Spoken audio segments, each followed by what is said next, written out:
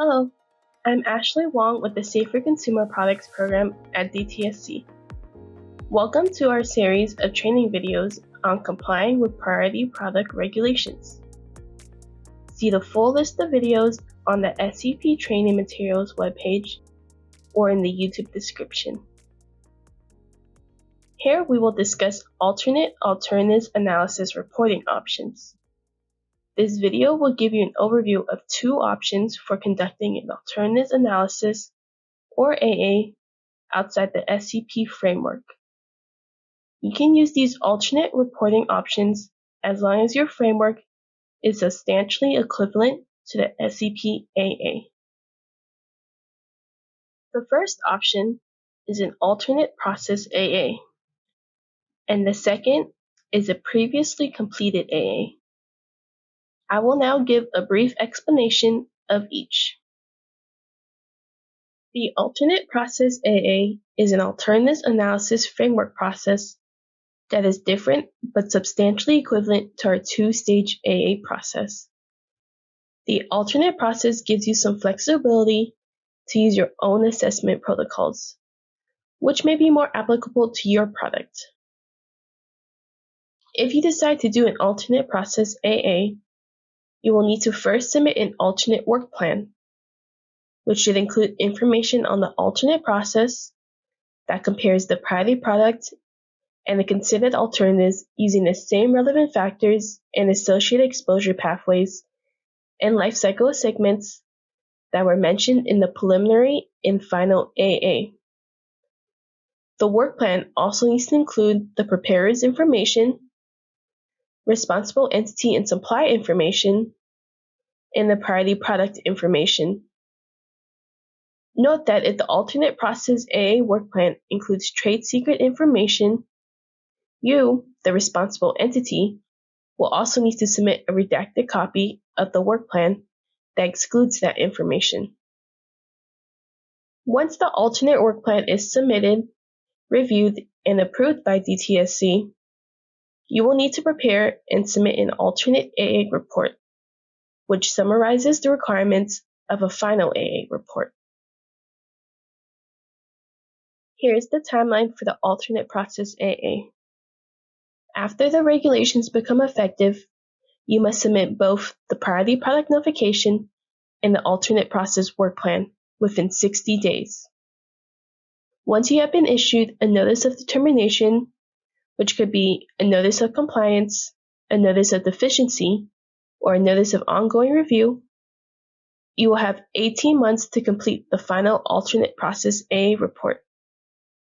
It will then go through public comment and DTSC reviews, making this process about 2 years long, the same as the regular two-stage AA process.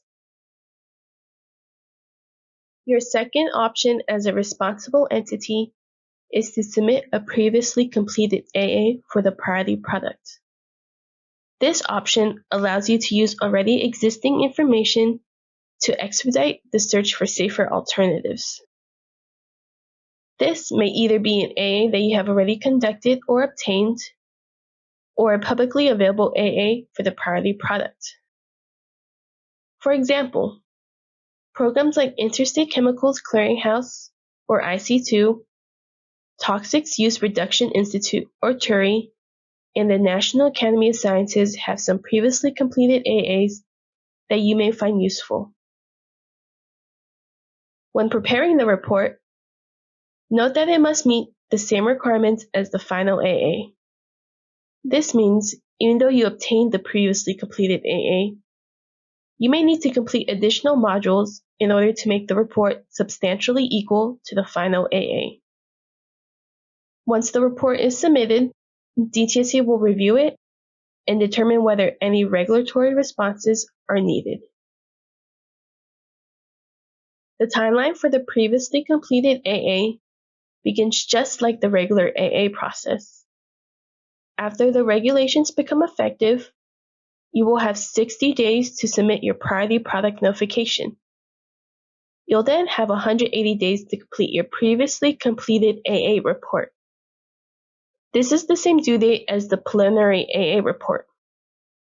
After your report is submitted, it will go through public comments and a couple of DTSC review periods, making this previously completed AA process a little less than a year long.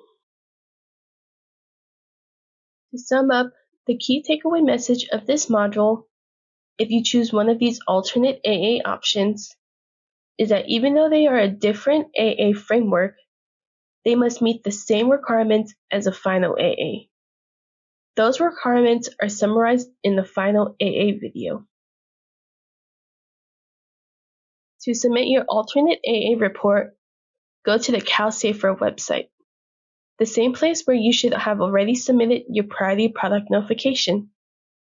After your documents are submitted, they will be posted and visible to the public. So if they include any trade secret information, you will also need to upload a redacted copy that excludes that information. It's that redacted copy that will be disclosed to the public.